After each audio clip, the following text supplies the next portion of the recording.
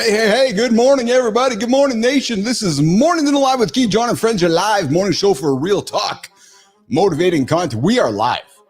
Nation, we are absolutely live. None of this AI-generated stuff happening here. Well, yes, we support our live experiences with AI-generated stuff, but for all of you folks that are getting tired of all the AI-generated stuff, well, hey, you can join our show here live every single day, 8 o'clock Eastern time. Myself, John Andersen, C. Marty Fit, producer Melissa, producer Jimmy, Maya Reyes, our community corner host Sterling and Preston, Rahima, Patricia, the whole gang is here. So if you're new here, you just walked into a mix of business, AI, fitness, personal development that translates into action. Action for what? Action to help you get up, get after it, and hit those big, hairy, audacious R-rated experience. Another true story. Yep. Sometimes it's an X-rated experience. So before we get into it, I got an invitation for you. Tap the button, like the button, hit the button, subscribe to the show, tell your friends about Mornings in the Lab with Keith, John, and Friends every single day, 8 o'clock Eastern time. Like I said, R-rated experience. You got kids around, put the headphones in or walk them out of the room. We might offend them. Yeah, we might offend them. And this is a show for conversation. If you don't agree with what we have to say, call me. Let's talk about it. Don't just run out of the room like a baby.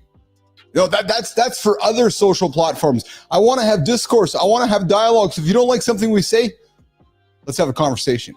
Maybe we can agree to disagree. Nobody's bullying anybody in this show. No, we're just here to have some fun, have some humor. This world has gotten to, they're just bullying me. Really? No, let's get some thicker skin. True story. It's called real life. Yep, 100%. This is your daily accountability partner, here to help you start your day. And hey, listen, I'm not about trying to be not empathetic around bullying. I got no time for bullying. Nope, no time at all for bullying. However, you know, we all like to have a little bit of fun. We all can throw a dart. You throw a dart at me, I'll throw a dart at you. We'll have some fun along the way. That's how we bond. That's how we have fun. It's how we bring people together. It's how we bring humans together. And then when the dart misses, we have a conversation about it. And we wonder why we threw the dart. And then we ask a bunch of questions about the dart. Conversations, dialogue, discourse. If you don't agree, let's have a conversation. But don't run out of the show. Don't run out of the lab. Don't run away. I want to talk. I want to hear what you have to say. Maybe we can find a place to get to the middle. It's called peace. True story. First up, you're going to hear why a legit new study has guys buzzing about Tongkat Ali. Yeah. Melissa, when I was putting this thing together, I didn't know if it was Tongkat or Tongkat or Tongkat. I just didn't know. Uh-oh. Is that cannabis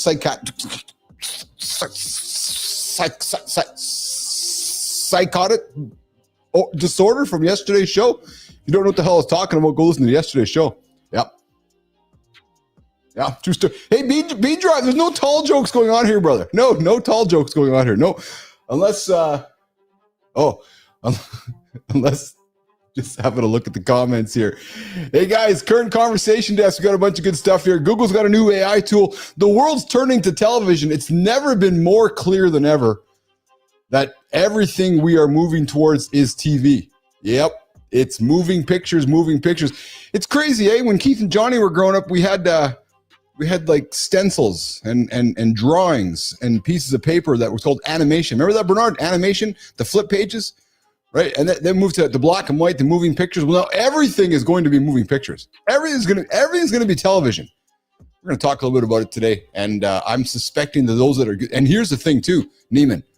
There's going to be so much slop out there that the kind of content that Maya's creating, the kind of content Sterling and Preston are creating, the kind of content Sophia Grant is creating on Center Stage is what's going to elevate us. This combination of live content mixed in with fantasy content.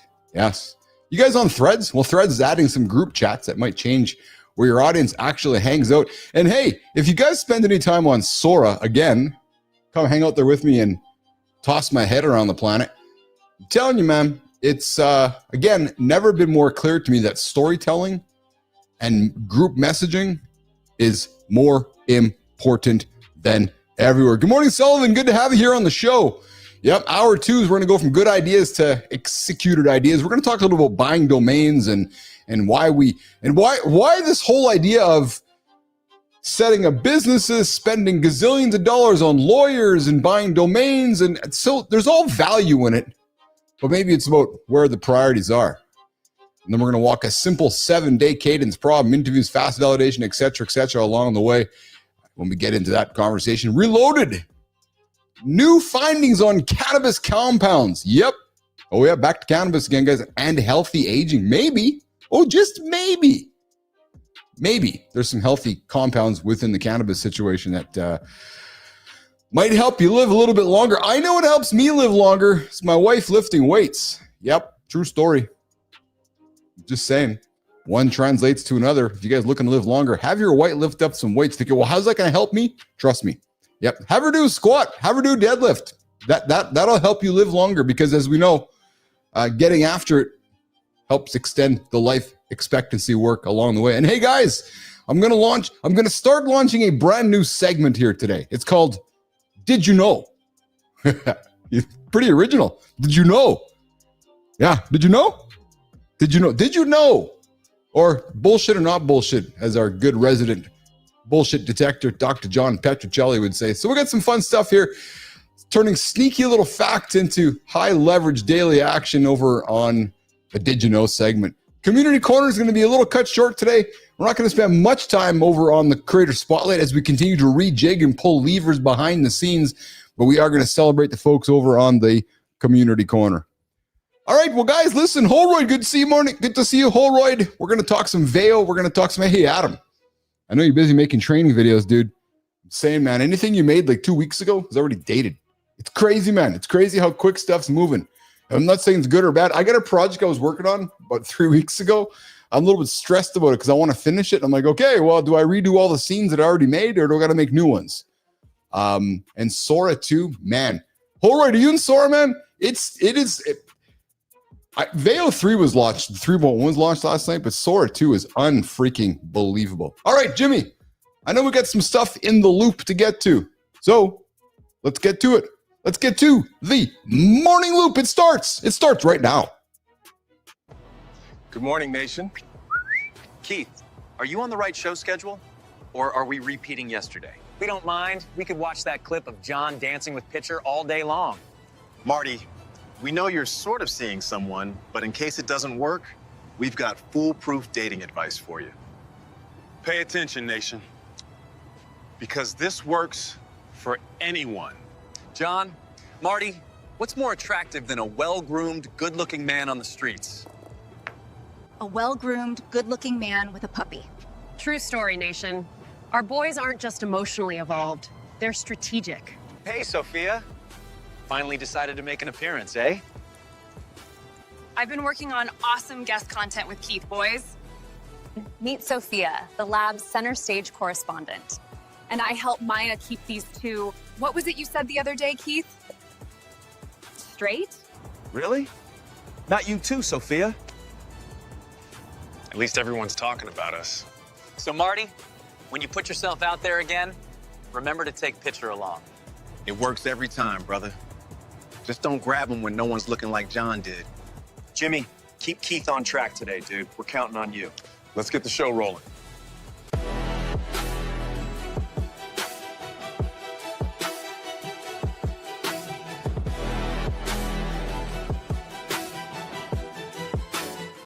All right. Oh, the big dog has got a sweater on today. Okay, Neiman, Jimmy, Rahima, I'm a happy boy. Let me tell you why I'm happy. I got the big dog on the camera with the cigar coming out of his mouth. I'm done. I'm done for the day. I'm a happy boy. I need to do nothing for the rest of the day except see this image of my brother sitting back there puffing on the stogie. How good do you feel right now having that stogie in your mouth, brother? I like the stogie, but fuck, I had a rough night's sleep, baby. That's why I got the sweatshirt on, man. It's like I'm fucking cold. I was going to say you kind of look like it. And actually, I do have a confession about sleep this morning because I do brag about my sleep schedule, but I do have a confession I'm going to throw on the table in a few moments. But before we do that, I just got to say this because I know how much you think I'm so awesome, Johnny, but Sophia Grant is a smoke show. Sophia, welcome to the show. I know you've been teasing some content for her. She's our host of Center Stage. I'm telling you, man, she's joined the cast with Maya and Sterling and Preston. And wow, I know yesterday's show we talked about one of us three would date an AI person. Well, Sophia Grant might be one that I might walk up to the table with and have a drink with. So Sophia, welcome to the show. And listen, no inappropriate stuff going on here with my colleagues. Just saying, just offering it up that we have a handsome and an attractive looking cast on our show.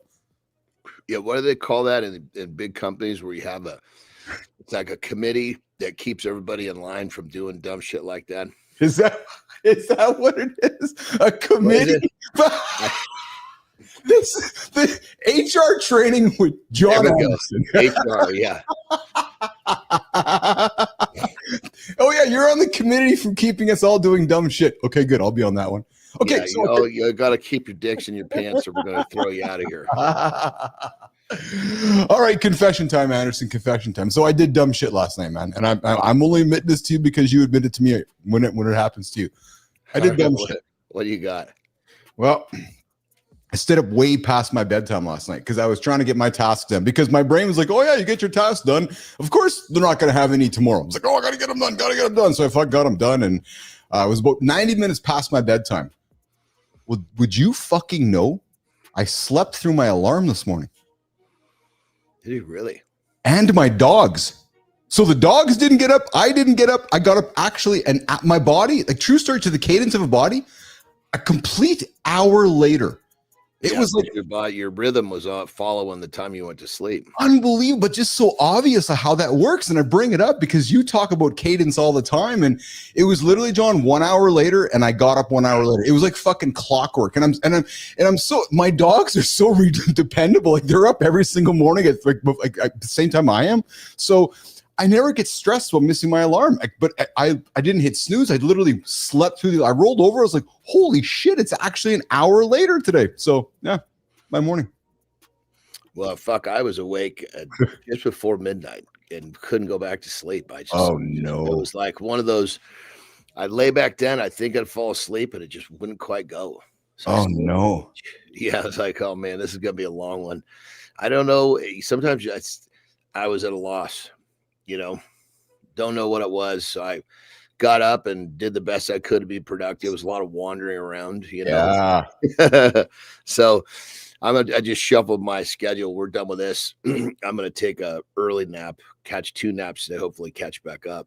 Oh, good for you. Good for you. As we got Melissa here, I've been trying to get into a routine and went to bed 20 minutes late and got up 5 minutes before the alarm. There you go. Nicely done.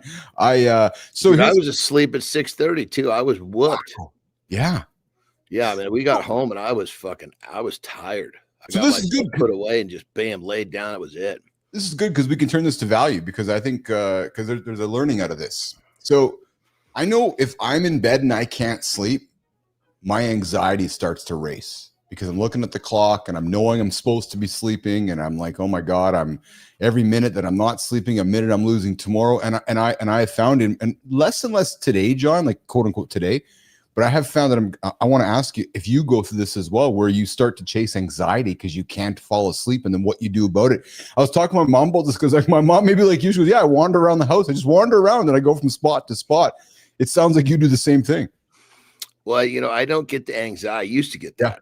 You did. Now it's now I realize, okay, when I'm laying there, I'm thinking, so I start thinking about the stuff that I want to do, which usually comforts me. Oh, and gets you up probably, right? But that's the flip side of it. Then it's like, well, fuck, if I'm going to lay here like a dipshit, I might as well get up and do something. But then when I got up and I was so unrested that I really having a difficult time focusing, then the anxiety set. I was like, oh, Jesus, this is what we got for the day. Oh, yeah. Hey, it's just one of those days. Accept it. I did the best I could, got some stuff done got some shit done that I could get done, that was not too difficult. Didn't take too much focus. So then I could do my day. Yes. After this, like I said, I'm going to go get an hour, and hopefully that hour will get me back into semi-focused position. It's interesting to hear you use the word. Good morning, Rufy. What's shaking, brother? Good morning. Lab Nation. Sleep is getting elusive these days. I was doing great, but worries kick in. Yes, I know how that feels. And then I start worrying that I'm worrying. I hear you. It's that anxiety, chasing anxiety. Matt Roof, 7:30 Eastern time right here. Turn that around, I'm telling you. Because what I remind myself of, hey, I'm going to think. I might as well think about something that actually helps me. Makes me feel it's interesting to hear you say it, because I can relate to what Maddie is saying here and what I've done. And you use the word. You just used the word a minute ago that I have been leaning into And it's, again, to those that listening, what are you guys talking? I'm telling you, man, this is like fucking super helpful real life stuff. I've learned to accept, for example, this morning, I in the past, I'd be oh my God, I'm an hour behind. I'm not going to get my dopamine hit. I'm not going to do this. I'm not going to do this.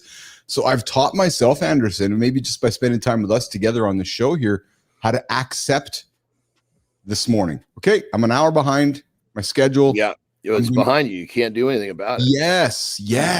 But that wasn't all. But brother, I'm telling you, man, that wasn't always me in the past. Where it was, it would beat yourself up. Yes, yeah, totally.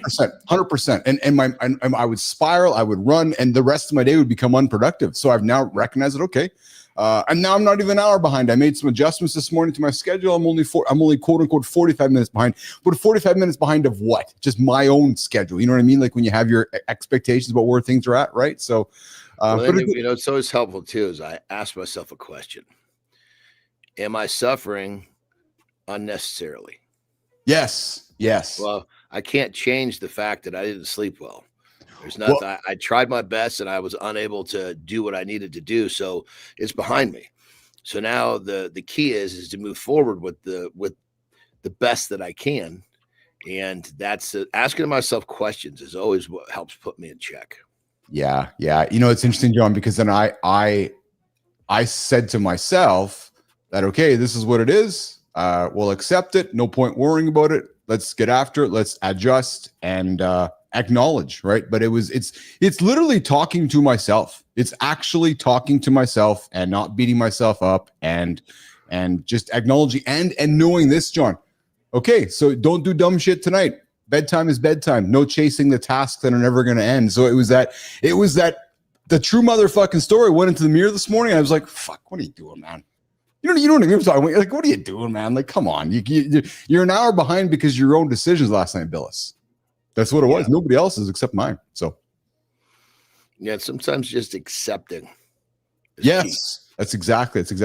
Hey guys, you can join the show that's live right now. The vertical comments are happening. The horizontal comments are happening. You can join in the second hour. Like Jimmy, who was the person yesterday called us out of the blue? Back chit or something? 431-300-3005. And if you're not on the show live right now, you can join us live every single day, 8:00 Eastern time, right here on YouTube, LinkedIn, and X. All right, Sterling, Preston, I know we got a few conversations that we've brought together this morning for the conversation desk. What do we got? What are we talking about here today, boys? Nation, quick one. New Tongkat Ali study has our attention. Less stress, better testosterone. We'll break it down without the bro science. We're giving you 6 simple night rules that turn into monster mornings, minus the drama. Thinking startup? Give it 7 days before you buy a domain. 1 week of real tests beats a cart full of URLs. Cannabis compounds and healthy aging, yes, a real study. Think inflammation and recovery, not smoke tricks.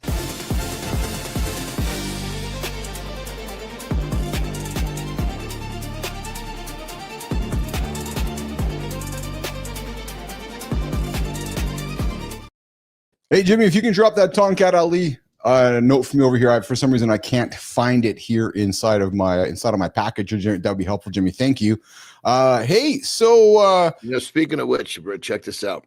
Yeah, you just said I can't find it, right? Yeah. I noticed on days like today, I find that word bubbling to the surface a lot, and I have to really rephrase. Now I'm unable. I'm having difficulty. It's like crazy. It's our minds just get that, that little twinge. Yeah. And these little fucking things climb back to the top. Yeah. Interesting. Well, and so in my world here, behind the scenes here in the lab, we're pulling levers, right? Just keep moving this thing forward here and just keep, and we'll get a small team and with these AI tools, keep moving forward.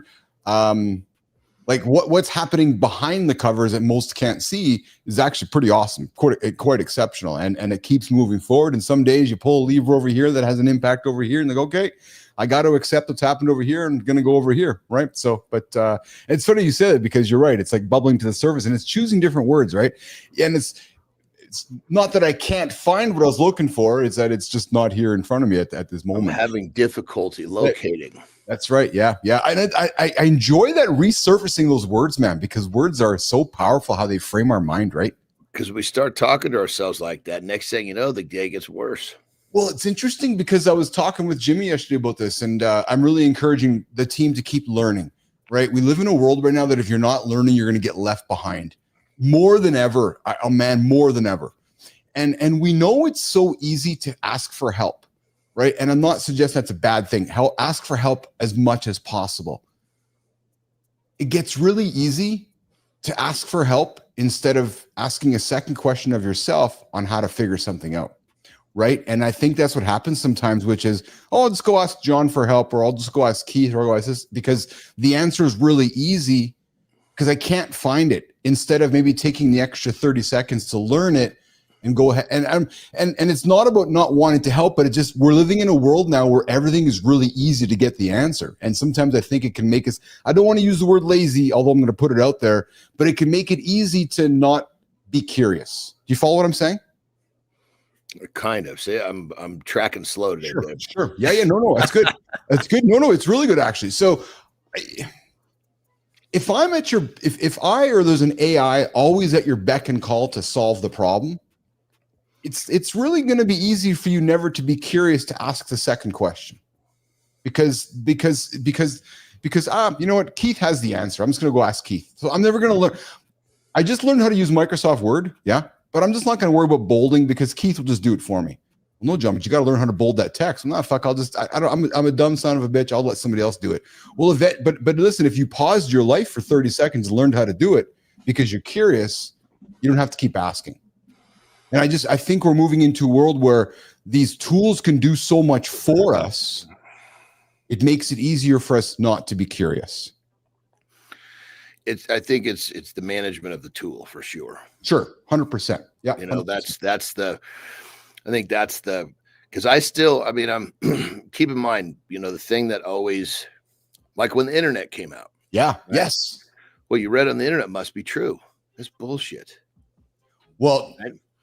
So where's chat get his fucking information? It goes and gathers all the shit and it basically kind of averages all the information out there. So there's some right, some wrong, all fucking wrapped into one. You're actually proving my point right now, because just because something puts it in front of you doesn't mean it's right. Yeah. So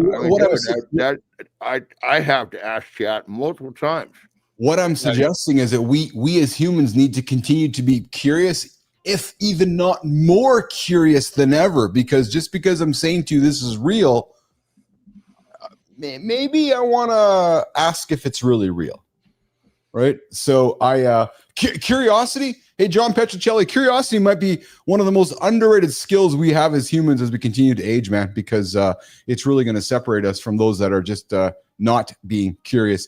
Hey, Johnny, speaking of curiosity, you and I grew up in a world where we were all racing to either Mars or the moon. Well, the two big dogs on the planet, Bezos and Musk, are talking that millions of people, not you and I, but our grandchildren, are going to be living in space. Not so much on the moon or on Mars, but not only on the moon and on Mars, but in these orbiting space stations.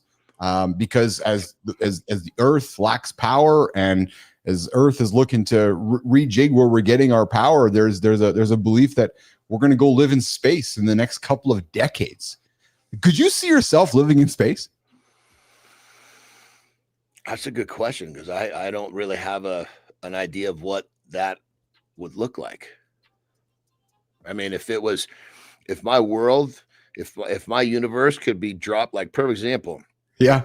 My universe exists very, very similar between Mexico house and California house. Yes. So if all of a sudden I had a space house, I could totally see that. If my world was just plopped in there. Does that make sense? 100%. Yeah. It's where I am is probably less important. Is am I with who I want to be with? Am I doing what I want to do? I was just going to say the same thing. I feel like I'm similar that way. And it's funny because spending time over at the farm there, my farm, Andersen, not yours farm. Yeah, I was spending time at the farm on the fucking inbreeding farm. They're not fucking raising animals. They're raising fucking, they're raising a bunch of fucking third cousins that are too closely related. Incest is best. Keep it in the family. It's just, I could see I certainly could see the romance of living on a farm in the middle of nowhere and just having your family and friends around you. Because, you know, and because if you're with your folks, that's your world. That maybe would be no different than living in space, right? It's just you and your crew on a planet or somewhere, and that's just what it is. I don't know. We also have to realize as human beings is like you go to the farm, so to speak, in that place that you just described. Yeah. That sounds fucking sweet. Till you're there a while, then all of a sudden you miss where you came from. And you have to understand that you're always going to miss what you left. Yes, exactly. It's just a human nature of a human being. The grass is always going to be greener somewhere.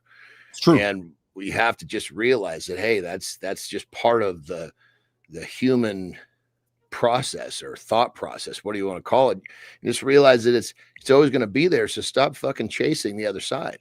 That's it. It's exactly it. Good morning, everybody. Hang out with Keith and John here on Mornings and Live with Keith and John. Every single day, 8 o'clock Eastern time. I see you guys tuning in here, stumbling through on the vertical side. I know what's bringing you here. The cannabis headlines bringing you here. You see, Legacy says there's no peptides in I know. space. Well, if I go there, I'll bring my own. Hey, Tom, there's going to be Legacy. There's going to be Legacy Planet or Peptide Planet with John Andersen. You can, if they go, yeah, we're going to head over. We're going to head what over. About weed? What about weed, dude? Aren't you going to bring your weed? I mean, fuck. Jesus Christ. It'll be we'll each have a corner of the planet. Johnny will have his peptides and Bilous will have his cannabis and Richie will have we'll just get after it. So guys, we're going to get into cannabis compounds and healthy aging later on in the show here with Keith and John here on Mornings in the Lab. Every single day, 8 o'clock, live conversation to help you guys get up and after it. So I see you guys coming through here on the vertical side. Johnny, I got to pay you a compliment. Thank you. My little buddy. Yes. You're waking me up. Oh, good. I feel better now than I did before I got here. Nice, nicely done. That's awesome. I'm glad that I can have that. Glad that I can have that effect on you. Hey, do you spend any time? Positive injection. Beautiful. I love that. Well, feeling's mutual. So I know you have a team that manages your socials and spends time helping your socials and growing your socials. Have you been spending? I think I got a team that manages just about everything now. What about so do you spend time on Threads? Like, are you part of the Threads Instagram ecosystem by any stretch? Yeah. You know, the weirdest fucking thing. Yeah. I don't know how it happened with all the fucking tweaking that's been going on my Instagram accounts. My Threads, I have two different Instagram accounts, right? One for my coaching, one was personal. Yeah. Yes. Somehow my Threads have gotten reversed. Okay. So when you go, the one Threads is like, I don't know, 50, 60,000. That's attached to the bigger Instagram, which is kind of common because people come over. Yes, right? Yes, of course. Now, you're on the main Instagram account and you click the Threads, you go to the fucking one that's like 5,000, which is actually supposed to be so I'm trying to figure out how to get those things to go back where they're supposed to be. But yeah, I'm on Threads. I bring it up because they've introduced group chat. They've introduced group chats. And why is it important? Well, it's just clear that's where social, quote unquote, social media is headed. Again, you look at the new Sora app, it's messaging focus. It's a signal for the algorithms and for the platforms to know how you're sharing content, who you're sharing content, valuable content. So if Andersen puts a group together and shares content within that group, it's they're seeing that as value. So Threads just launched group chats yesterday, or this week. So it just continues to show you the propensity of what's happening around technology. I like to share these things, not so much for today, but what's coming 6 months, 12 months, 18 months, because it sets the foundation. So for those of us that are growing our businesses, you can kind of see what's, John, it's like when you invest in a company, one last thing, when you invest in a company, I always find myself not looking at so let me give you an example. I always look at, not what here's a good example, Peloton, the bike company. I wouldn't invest in Peloton. I'd invest in the company that makes the screws for Peloton, right? So I like to share this news because of all the things that are happening underneath the covers. The obvious stuff is the obvious stuff, but what's happening underneath that we don't pay attention to? The foundation. Yeah, like supply chain stuff, right? That people are like, oh. That's why I'm going vertical with my new business. Yes. But I was going to say back to the Threads thing. Yeah. I don't know if you remember. It was probably, I don't know. I want to say 6 to 9 months ago. You reached out and you're like, dude, Threads is something. Yeah. You told me to lean into it. So I started posting there more regularly. Yes. I grew that thing. I doubled it since you told me that. I know. I've been watching you do that actually. Yeah. Well, so, and I guess it's again back to how you and I grew up, right? We grew up with kind of the 4-channel universe, the 3+4. Well, it's clear now there's X, Elon's world on the right side of the planet. That's the world kind of water cooler, and then Threads, Zuckerberg's version, whether it's left or right or center centric, is the other one. So again, if you and I grew up with the New York Times and the Washington Post or Sofa, I'm just using metaphors. You kind of got these two big dogs. You got Threads and X, kind of the Coke and the Pepsi. Right. Mm-hmm. So, and Threads now is closing in fast on X, man. I'm going to think I've been watching. I got to think you've noticed it even yourself. I don't know how much time you spend there, but there's certainly much more activity on that platform than there ever has been. So, and I'll tell you right now, the same thing's happening on Sora. I know you're not there yet. I know it's kind of younger skewing, but Sora today is like Instagram day one, Threads day one, Twitter day one. It is going to be massive. True story. Yeah, I imagine. All right. What else we got here, guys? I got a dumb shit award this morning, Johnny Two Man, which is just another ridiculous one. Hey, so here's one for you. Ozempic. So you would know this because the peptides, and I put this on here because I want to talk to you about this one. So Ozempic might be changing more than appetites. It may be changing how your body handles alcohol. Now, GLP-1 drugs, which are, kind of the peptide world we talk about, it helps us absorb alcohol more slowly, causing lower blood alcohol spikes and a milder sense of intoxication. But what they're finding is that cravings and people are wanting to drink alcohol less. John, you've talked about, since you've been in the peptide game, this food noise is gone. And the same thing they're finding with alcohol is that folks aren't chasing alcohol anymore. So it's like, that's what's happening as well. I know you don't drink, but can you relate to these comments? Yeah. But I think, so there's 3 GLP-1s. Yes. There's generation 1, 2, and 3, right? So okay. Ozempic was generation 1. And it was just straight up, okay, let's just I'll just make it real simple to understand. Let's just kind of semi-paralyze your fucking gastric emptying. Okay. Everything slows down so much to the point where you just you go to eat and your body says no. Right. So if nothing's coming out of the backside, it's like a dog that can't take a dump. At some point, he stops eating. Yeah. Yes. So then there was a generation 2, which would have been tirzepatide. Okay. Yeah. That one did the same thing, with a little bit less harsh on the gastric emptying, but then brought in some other elements. And then the third one, which is retatrutide, that's the one I'm a fan of. That's the one that does something to the addictive center of the brain. Well, so that's exactly what they're talking. The first 2 generations didn't have that, or they had the second one might have a little bit, but nothing like the third. So this is what I enjoy talking about with you, because somebody who's not like a metaphorical scientist or not doing studies, you're like, no, this is what I am doing, right? So when I say scientists suggest, you're like, no, not suggest. This is what's happening. So when they say scientists suggest you might have less cravings or hunger, what John Andersen is saying, no, you're actually going to not have any food noise, and you're not actually going to even have hunger. So you're noticing the actual effects. And I know you don't consume alcohol, so this doesn't affect you, but you clearly can see how this has a positive effect on folks that want to stop drinking or want to stop eating less. Right? I mean, in the testing phases, because they, it just went through in the beginning as, okay, let's plug up. Think about this. We're going to plug up your ass. So at some point you don't want to eat anymore. That was kind of generation 1. It was just a jackhammer, right?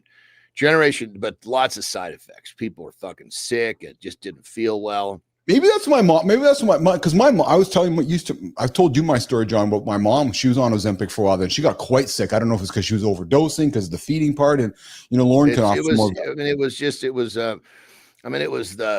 know. It's just, I guess the best way to put it was just from a concept of somebody that needs to lose a bunch of weight, better than fucking having your stomach stapled for sure. But think about it. Think of from a really archaic standpoint.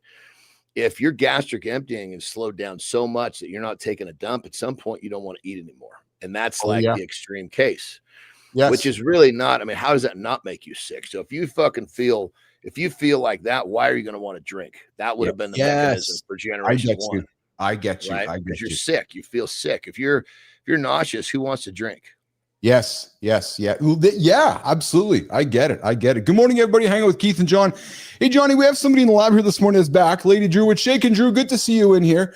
And one of the things that I know I pride myself, and I know you do, John, pride yourself, is good conversation. And conversation with humor, conversation that might be edgy, and conversation that might sometimes rub people the right or wrong way. And sometimes people might not like some of the things that are said. You know, that's called honest conversation.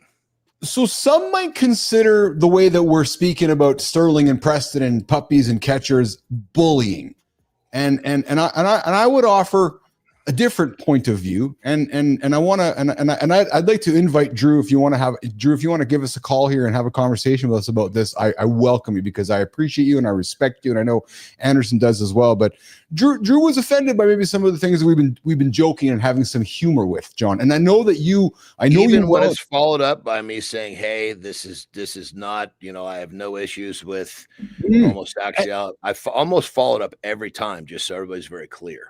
And I want to bring it up, Andersen, because I pride myself, and I know you do. I've known you well enough that you are all about grace and honesty and not offending anybody. And I also know you well enough, like I know you know me, that we want to have a conversation. If you don't agree with Keith or John, we want to talk about it. I don't want you to run out or leave the lab. Let's talk about it, so that, and we may not even arrive at the same space, but I don't like the world, and I know I can speak for Andersen right now with what I'm going to say next. I don't like the world that we live in right now, that if you don't like something I've said or something you've said, that we all just run away and go back into our own closets or back to our own tunnels and have this tunnel vision. I think it's part of the problem with the world, is that we don't want to talk about things. So, Drew, I'm glad that you're here. If you were offended by some of the things that we were saying, no offense, not trying to come at it from bullying, would welcome the conversation. And I think that, my ambition, I know John's ambition, is just to push the edge here a little bit and have some fun. And something tells me, first off, if Drew, if you were offended, I had zero intention. My apologies, sincere apologies. But something tells me I don't think that she left for that.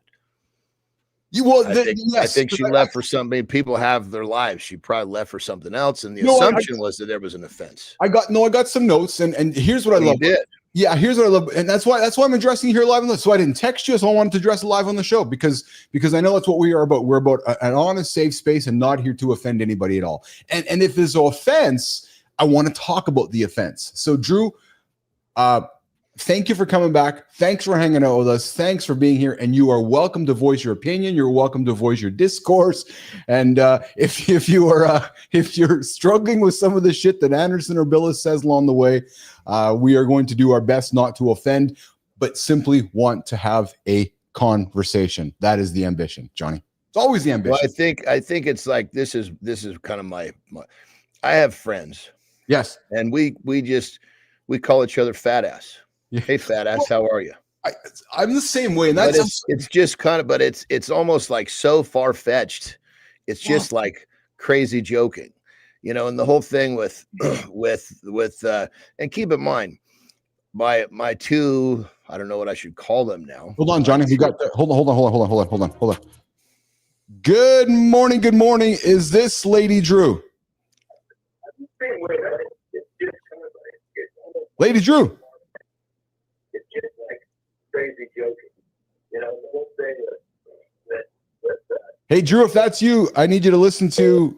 No, that's if it was Drew, it was sorry. So go ahead, Johnny. Sorry about that. Fuck, I lost. What was I saying? I was. Hold on a second here again. So I'm tracking slow today, baby. Everyone. Hey Drew, Yes. Drew, is this you? I'm glad we were able to.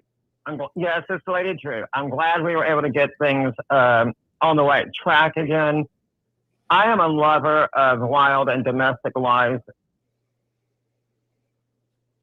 We're here, Drew. We're here. So I'm glad you called us, Drew. We'd love to hear your point of view, my friend. Well, quickly, so I won't take up much of y'all's time because I respect everybody. I'm a lover and protector of wild and domestic lives. I have been for the 62 years of my life. The way it came across to me, it was bullying. Melissa even stated that they're not gay. Then it went on for that. And I was like, no, I'm not going to put up with this. I think you guys are fantastic. I love your show. I do everything in the world to promote any good business and good product. but I'm glad we got it straightened out. But Keith, you're right. Leave a message because y'all do care.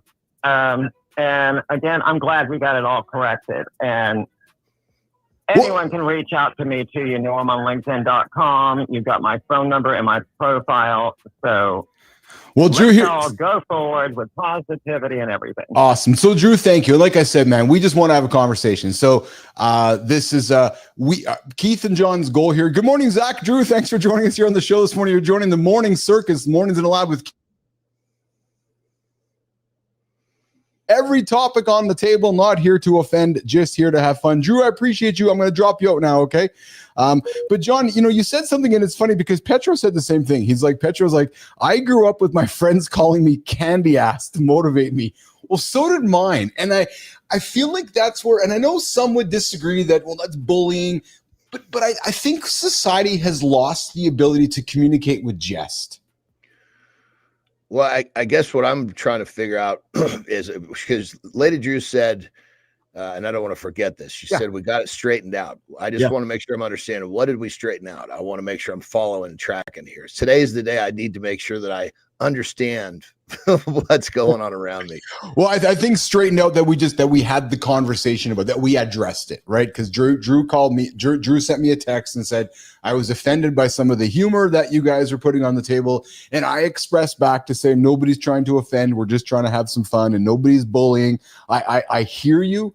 And but nobody's trying to bully. And I invited Drew back to say, let's have a conversation with it. So needless to say, John, by us talking about it right now, I mean, if that did the job, that's perfect. That's wonderful. I just want to make sure, like, is because the kind of the fun banter. Because keep in mind, yes, the boys are flipping it back at me, just like that's what makes it okay. If they were lying down saying stop saying that, the gig would be over. Well, and here's the thing too, right? And Drew, I'll say this to you, man, Drew. This is the 2020-25 world we live in. If Keith and John are dropping vanilla, boring shit, Johnny, who's showing up? But I think everybody needs to understand if for some reason, and their AI characters, if their character had said, you know what, this offends me, don't say that again, it would have been a very different response. My next response would have been different. But they had fun with it like I did, so it was just kind of a fun banter. Yes. Kind of like when I call you a little nutty son of a bitch. If you were like, hey, you know what? That kind of brings back a weird feeling in my stomach from when I was a kid. I would have went on to find something else to poke at you with. Call me husky. So, but you know what I mean? So I just want there to be recognition of the fact that it was a welcome banter. If it was, they're dishing it back at me, which says says we're having fun. If there had been any form of this makes me uncomfortable, I don't like this, that's not either one of our personalities to push past that. Yes. So nation, there you go. We are going to continue to have crazy circus-like ridiculous conversations with our emotionally evolved.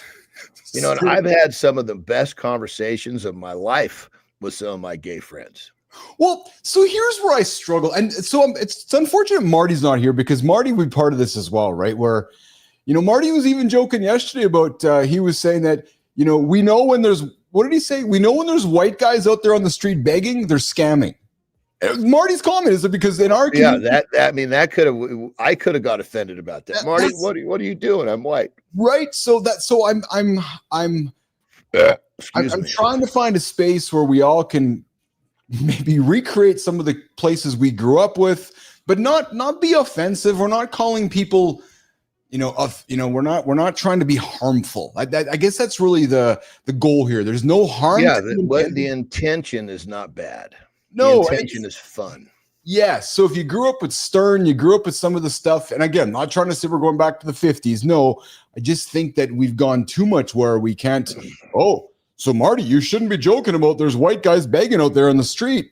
No, fuck, it's what I'm seeing on the street. I'm talking about it.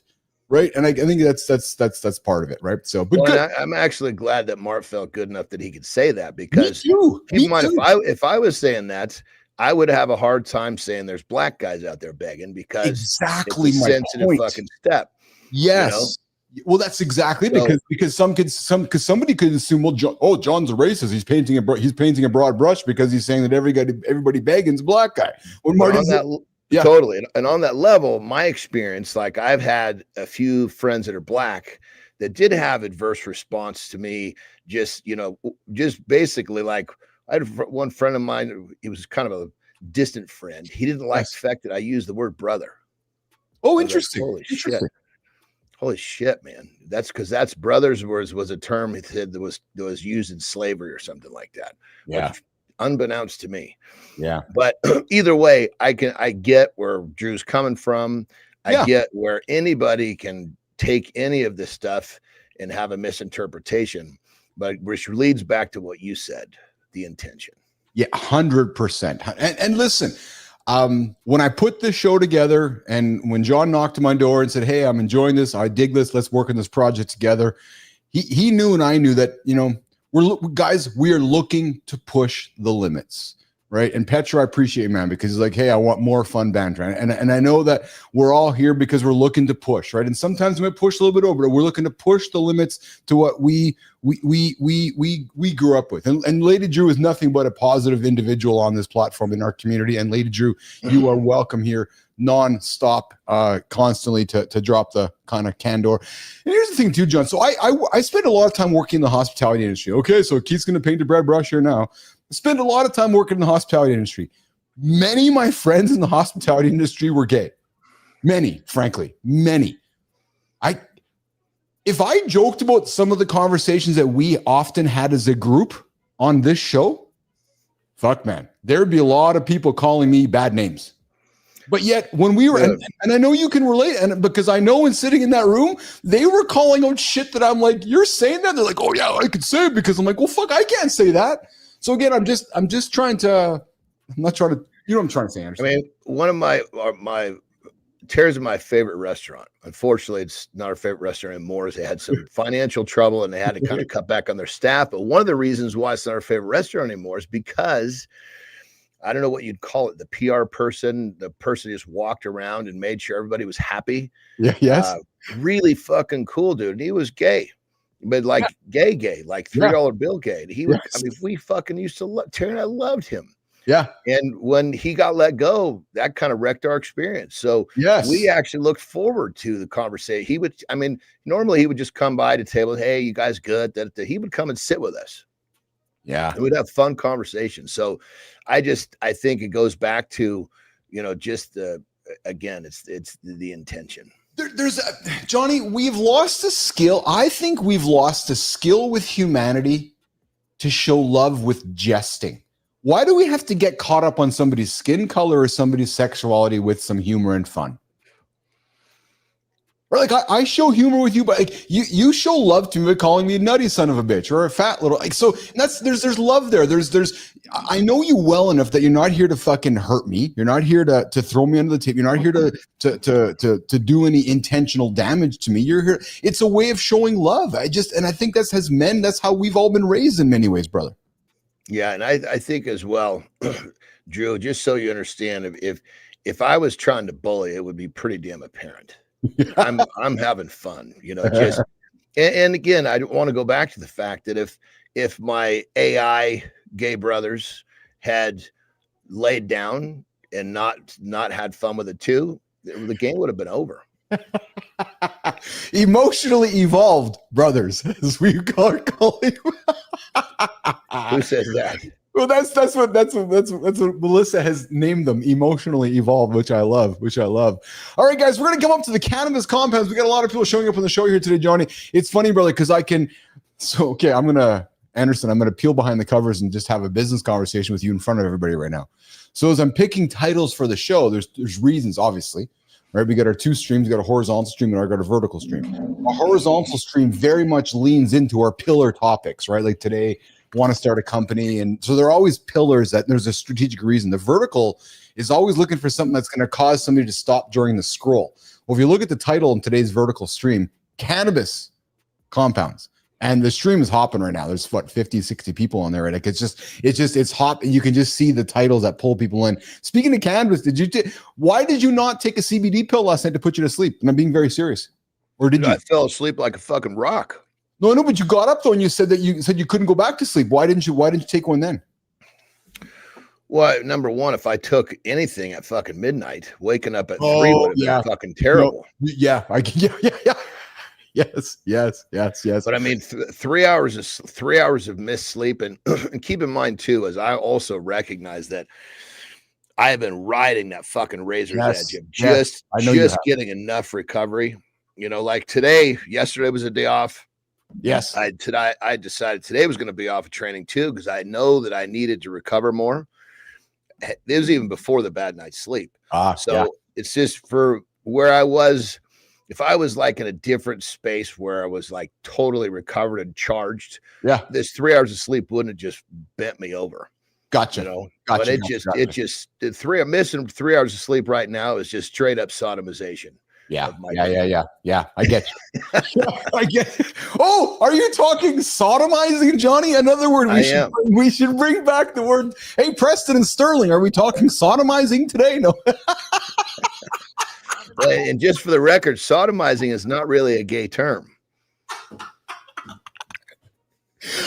We are going to talk about things nobody else took. Melissa, it's funny, Johnny. You said that word, and I saw Melissa go, no. When I was back in the days when I was doing dumb shit, right? Yeah. If I was hanging out with a chick long enough where she would bring used to love it to do it to brothers. Yes, right? Yes. I'd get to know them a little bit, and usually they would come and party with us. So we'd be having a good time. Yeah. And I'd put my arm around him and I'd lean over in his ear and I'd say, how do you feel about knowing that I'm going to sodomize your sister tonight?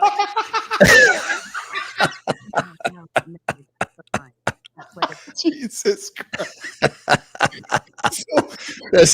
Sometimes the look that I would get, the head would just turn and look at me like, what the fuck did this motherfucker just say, So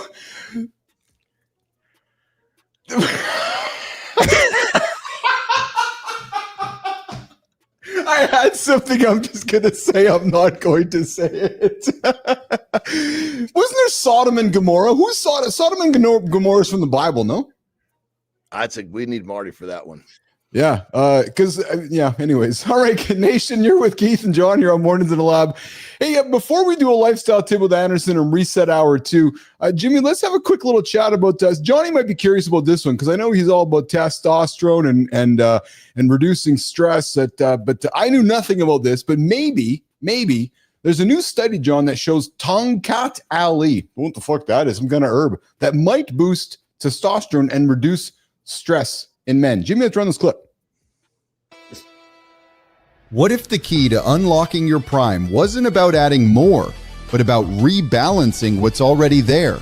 So many of us feel like we're fighting an uphill battle against stress and fatigue, a silent drain on our vitality.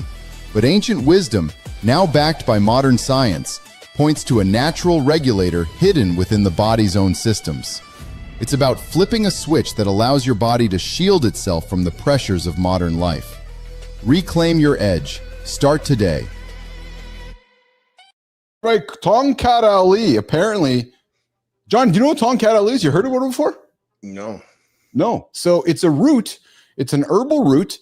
And apparently a 12-week trial lowered stress hormones and raised available testosterone in men aged 30 through 55. Well, you figure anytime something gets rid of cortisol, yes, that cortisol lowers testosterone. So that if it's a mechanism that's going to lower that, it's going to have a positive ripple effect. We're not designed to have, our bodies were designed to have these big blasts of cortisol. Like when we're out way back when it was difficult for us to live to tomorrow. Yes. We were out trying to find something to eat and we had to run from a fucking saber-tooth tiger. We got blasted with cortisol to get out of there. Right. But then it was over. We live in this world where we wake up and we start getting the cortisol drip all fucking day. We weren't designed for that. Hey, Petro, Rufy, Neiman, can I just live the rest of my life living that metaphor through John's eyes of outracing saber-tooth tigers? I love that fuck, John. You constantly drop, man. I'm like, yeah, I'm a fucking. It puts it in perspective. You know, it's like that's what cortisol was designed for. Like if you had to fight for your life, yes. Right? But we weren't designed for this low grade, the slow dealing with it. The majority of our waking hours, which our current world does that to us if we're not careful, and because of that, it takes our hormonal system gets so off balance from that, and the negative health ripple effect, including testosterone, sex drive, all sorts of shit, just slowly ripples away from us. Yes. Thanks, Global. Sodom and Gomorrah. Natural disasters are God's wrath. That's what it was. Yeah. But this study, John, 12 weeks, men aged 30 to 55, they did this Tongkat Ali root extract, 300 milligrams a day. Some of the benefits that they noticed was lower cortisol, increased free testosterone. Now the lower cortisol is the mechanism that's doing all the good shit. So anytime we have a discovery that can help, you know, because it's always going to work better on some people than others. So I love to hear when there's new ways to do it, because sometimes it works better for one person than the next. And anytime we can find ways to help quality of life, I love to hear it. Yeah. So maybe guys, as you're shopping in your natural herb stores, as you're out traveling around, maybe looking for that Tongkat Ali, Tong Kat Ali, or talk to your doctor. Again, we're not here to diagnose. We're just here to offer ideas, make suggestions, recommendations. But apparently, stacking this with 7-8 hours of sleep, eating not processed foods, there's a good chance it's going to reduce cortisol and reduce stress and help you get into a positive mindset. All right, Jimmy, let's do a lifestyle tip with Andersen. Then we'll reset. Johnny, take a quick little break. We'll do reset hour 2, and we'll come back into the cannabis compounds. Did you know? And a few other topics for the second hour of Mornings in the Lab.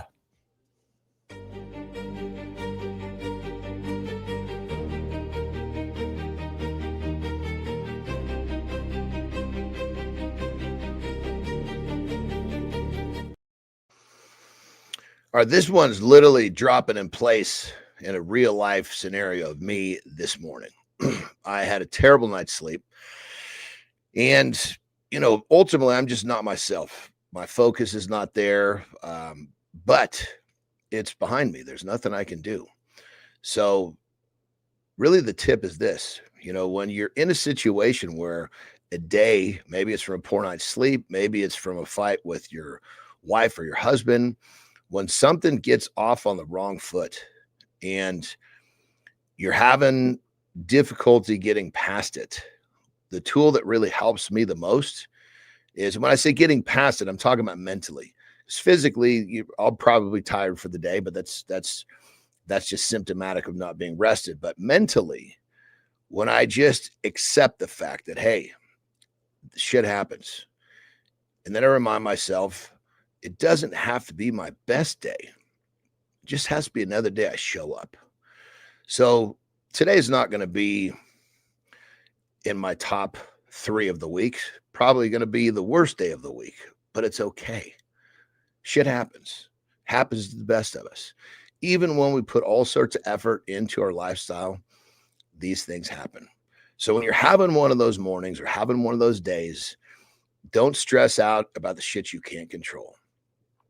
Accept it, move forward the best you can, but mainly don't let a kind of a rough day turn into a self-sabotaging day. And that's what I'm focused on.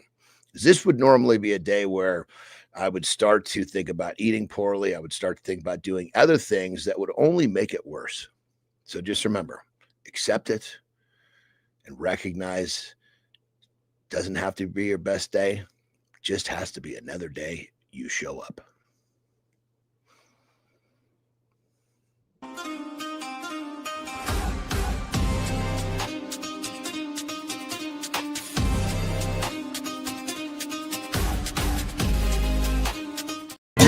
Good morning, everybody. Good morning, Simple Jack. Adios, amigos. Good to see you here. Welcome back to Mornings in the Lab with Keith and Friends. This is your 2-hour morning show experience with the big dog and myself. Oh, who's the big dog?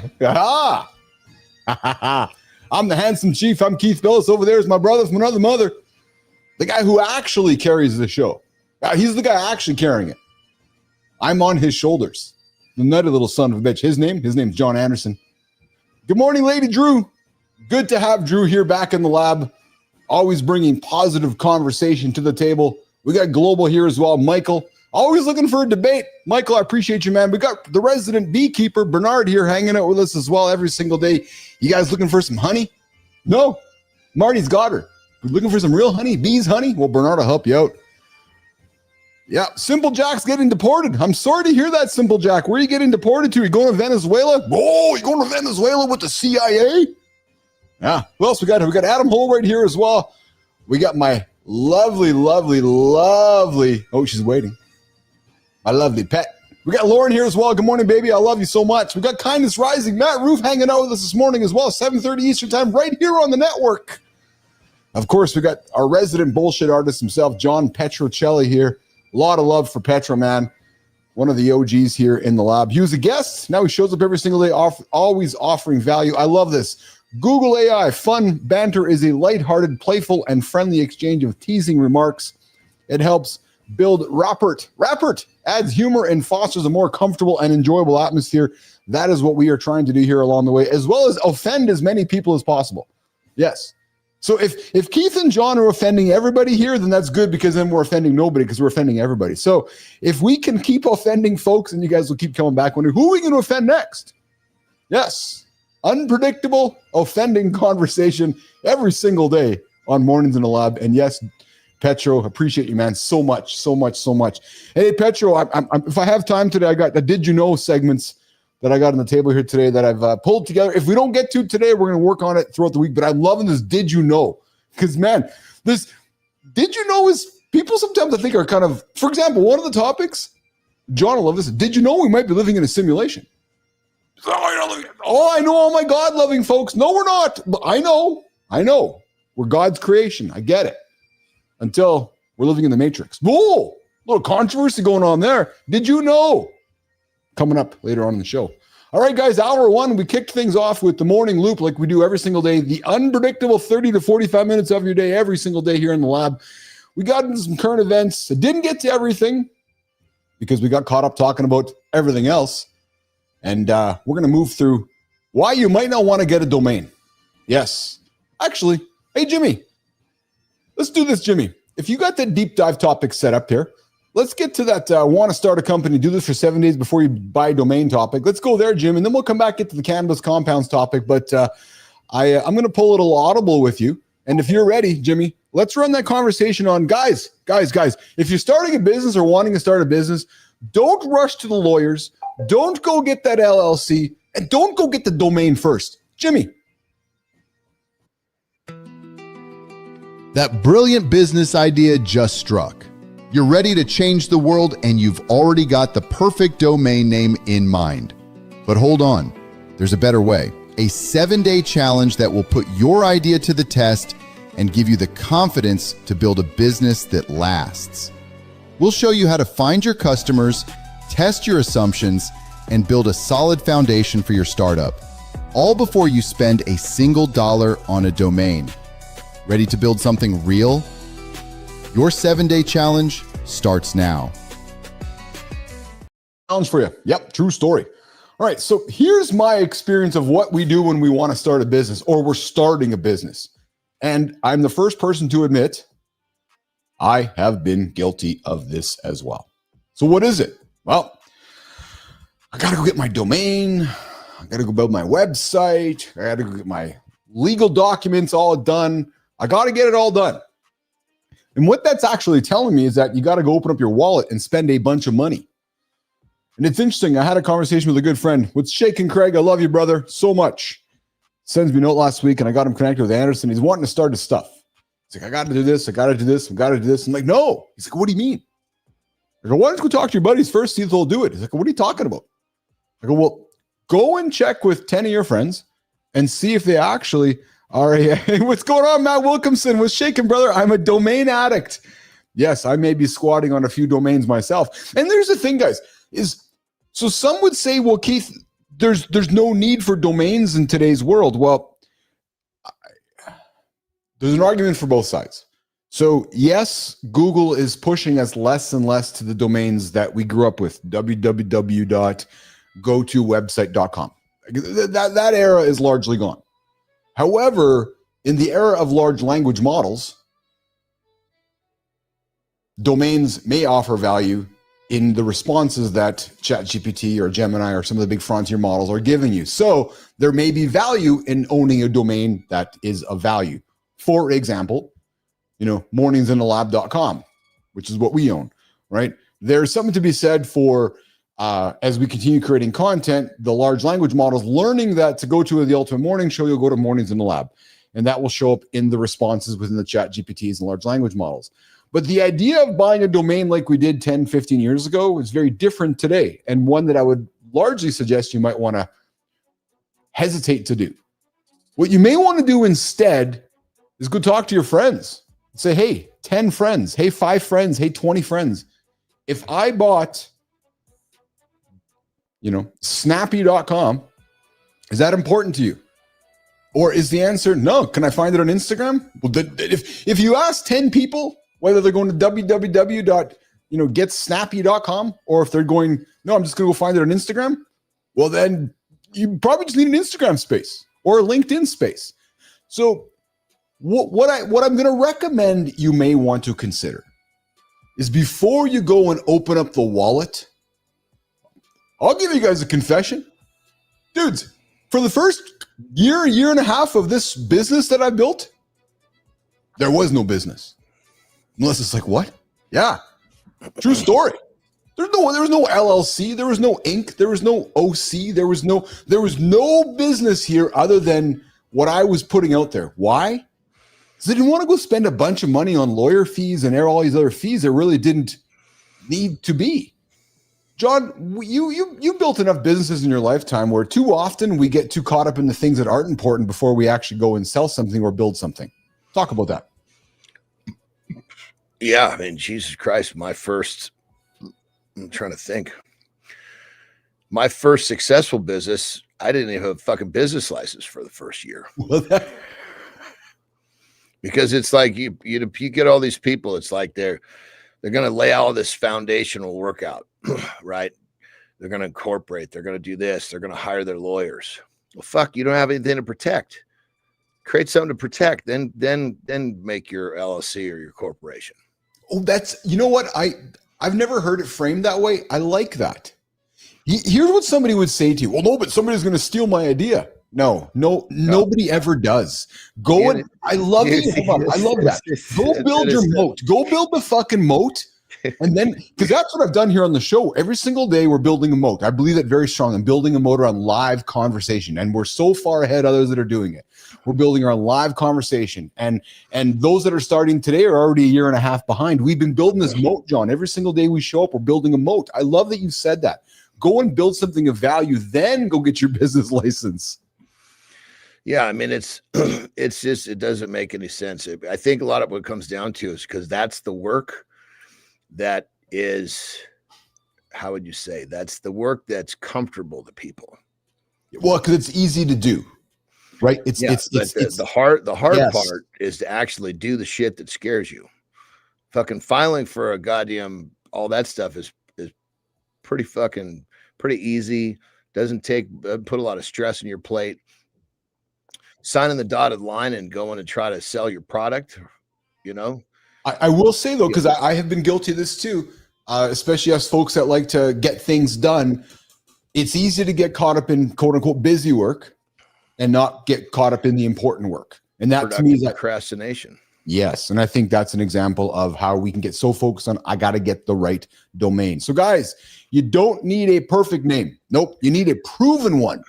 Give yourself 7 disciplined days. Go talk to your friends. Go validate it amongst everybody. Go ask whether they're going to go spend time on the domains, whether they might find your stuff on Instagram, and then buy one with confidence. That is how winners move forward.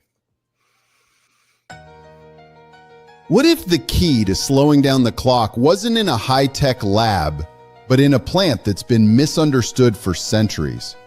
We're all fighting a battle against time, trying to protect our brains and bodies from the inevitable decline of aging. But the flood of conflicting advice leaves us more confused than empowered. Recent reviews of preclinical models reveal that specific non-psychoactive compounds can trigger cellular cleanup and reduce the inflammation that accelerates aging. It's time to separate the science from the stigma. Let's explore the new frontier of healthy aging. Can cannabinoids support healthy aging, or is it hype? Well, men in their 40s that want sharper brains, lower inflammation, and longer health span, there's some early evidence, and guys, we're just talking about science here, but there's early evidence that hints that CBD and maybe low-dose THC, John, could help. But human data is thin, as we know, because of the legalities around the product. But here's some of the context. What the review found, John, was across 18 studies over 15 years, cannabinoids were linked to reduced neural inflammation in the brain, better memory, believe it or not, and occasionally longer lifespan. Unfortunately, though, mostly in animals because of the low implication of testing with humans. Animal data, low-dose THC and CBD improved learning and reduced brain inflammation. And the human evidence is that it's suggesting that CBD may promote autophagy and antioxidant defenses, with THC can help at low dose and harms a higher dose therapeutic. The bottom line, John, is that there's these preclinical trials are signaling that CBD may help folks age better. Why? And this doesn't surprise me one bit. No, me neither. One of the thing that I think that I want to point out about this. Yes, please. This is one of, let's just call it, many. Yes. Different things that a person could lean into. Yes. To have better cognitive function. And usually when people start to lean into that stuff, they start to take a little bit more pride and focus on their wellness, which then leads to a chain reaction of other things in their life to support it. So I think whether it's this or many of the other options out there, if you start leaning into your longevity and your cognitive function, you're on the right track. Whether you start here or many other remedies, I think the key is start leaning into that journey. What gets frustrating for me, brother, is and I'm going to suspect this, you feel the same frustrations in the peptide space. You know, cannabis is a plant. Peptides are recurring amino acids. Yet, you know, because cannabis is a plant, you know, pharma companies don't have their arms wrapped around it, and science hasn't wrapped around a lot of studies, that we have to play a lot in the gray world. We got to play a lot with ambiguity and bro science, right? When yet we got these studies happening out there with animals and these plants that are sharing things, or you're sharing your experiences of peptides. Too often, it's like, oh, you should go get a drug from a doctor. It's like, well, hold on a second here. Maybe there's a different choice. And finally, we're having conversations that give us different choices, Johnny. Yeah, you know, and I think the whole idea, I mean, you use the word frustrated at first, and I think it's really easy to get frustrated. But I think one of the things that I've recognized in my journey of what I do is, you know, it's like we understand how the system works. Yes. And we understand the way that it's controlled. And so it's kind of like getting frustrated about these things, which is easy to do, is like getting frustrated because it's going to rain sometime between now and the end of the year. Yep.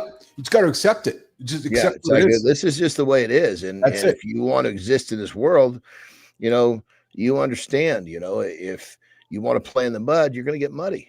Yes. Good morning, Wacky Slush 9000, and good morning, Frank Seeds. Welcome to Mornings in the Lab with Keith and John. 8 o'clock live conversation every single day. We talk about getting up, getting after, hitting big audacious goals. We talk cannabis, we talk peptides, we talk lifestyle, we talk going to the gym, we talk positive decisions in life. We talk about fucking up, and we talk about walking towards failure. Frank Seeds says, you will see more studies as the government gains control over the plant and gets rid of natural cannabis as they play with the GMOs. We got good time. What's going on? Good time. Good to see you, Charlie. Most people aren't happy unless they leave the doctor with a prescription. You know what? He's so right. But that's an age thing, because, you know, I was talking to you before, John, my mom's like, okay, when I go to the doctor, my doctor gives me the prescription.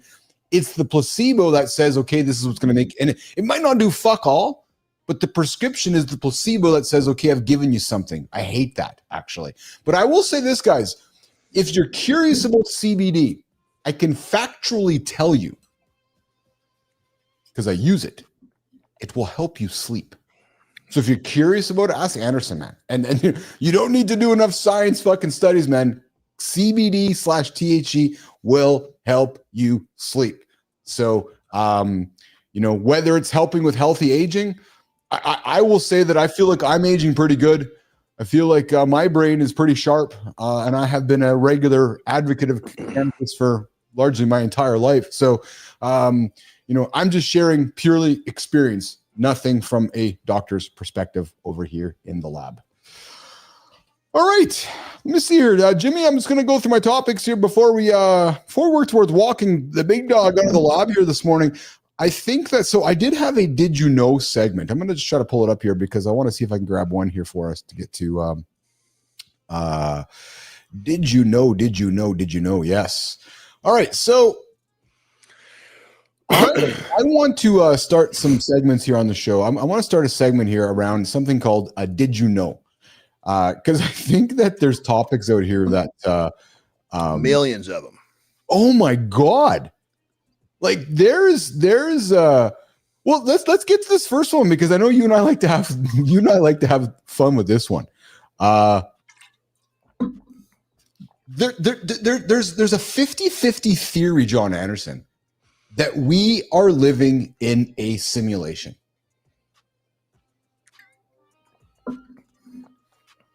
Did you know that? Yeah, I mean, it goes back to our talk about the Matrix. Yes. Yeah. There's go ahead. I was just gonna say it's kind of one of those things to where you could really get caught up in trying to figure out what the scoop is. And what's happening, this, that, and the other. And if that's kind of your passion and that's your interest. But I think the thing that I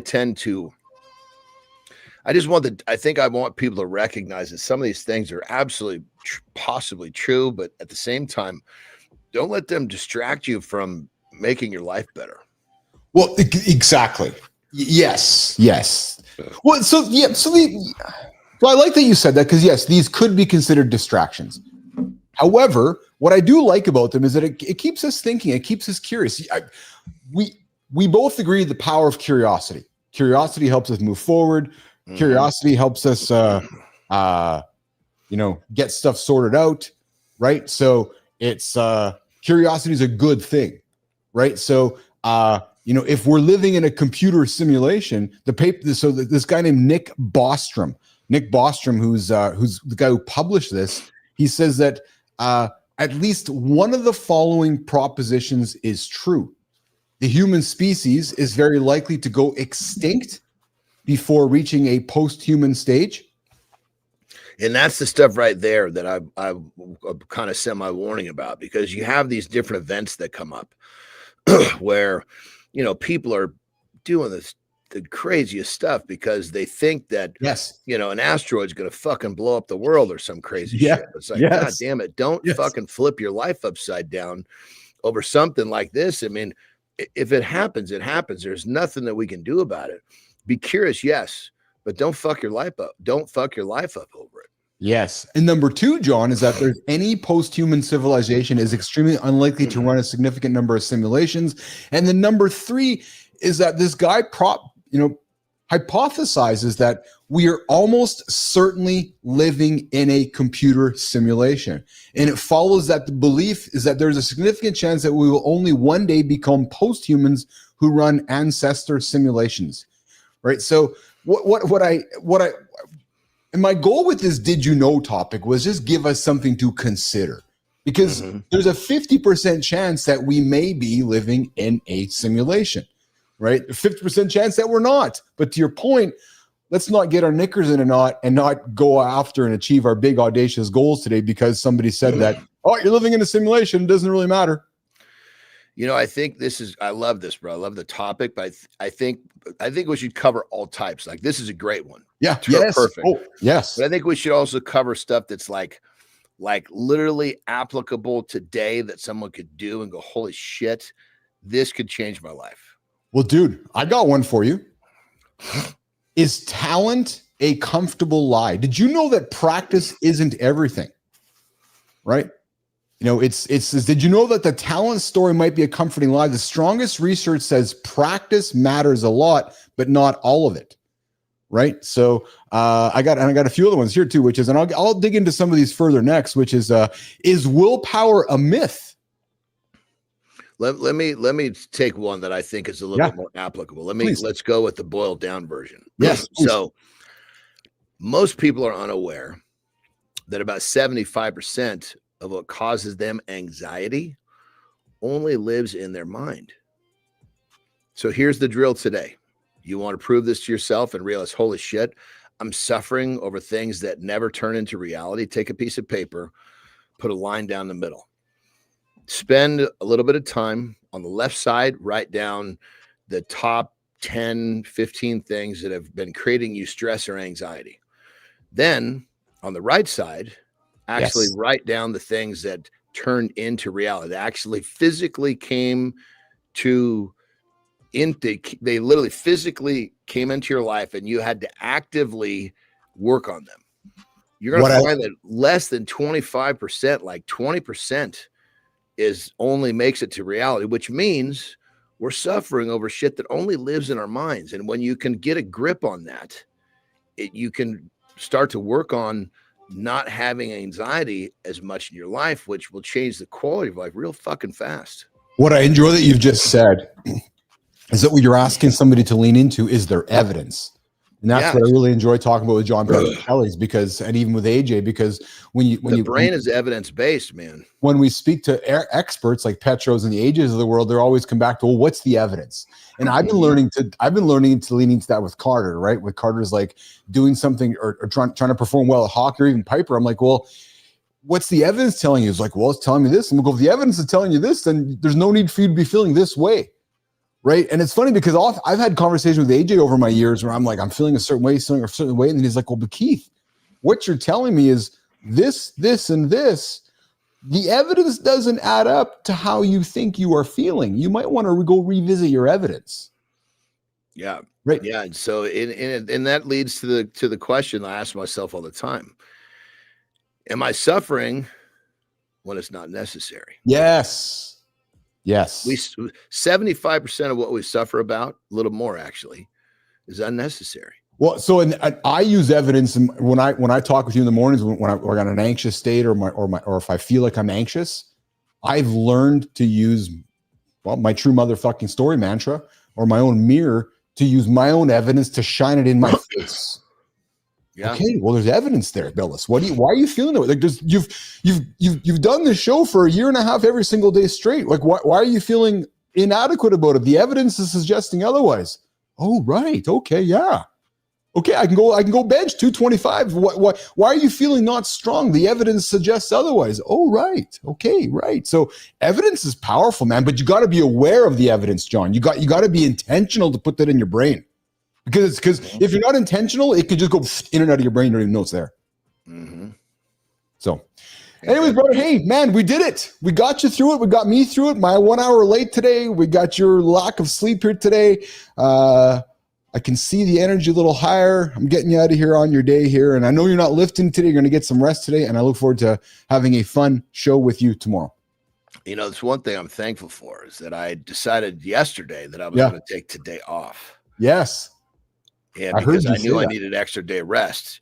And then all of a sudden, because if I wake up, I have a poor night's sleep and it's a training day, then it's like, damn, I really have to think that through. Am I saying it because it's easier? I'm saying because it's necessary. And so the fact that I don't have to wrestle with that today, which is nice. I heard you say that earlier that you weren't training today. So when did you make that decision? At midnight last night or earlier on in the day? Usually when I travel, the day I travel, I won't train.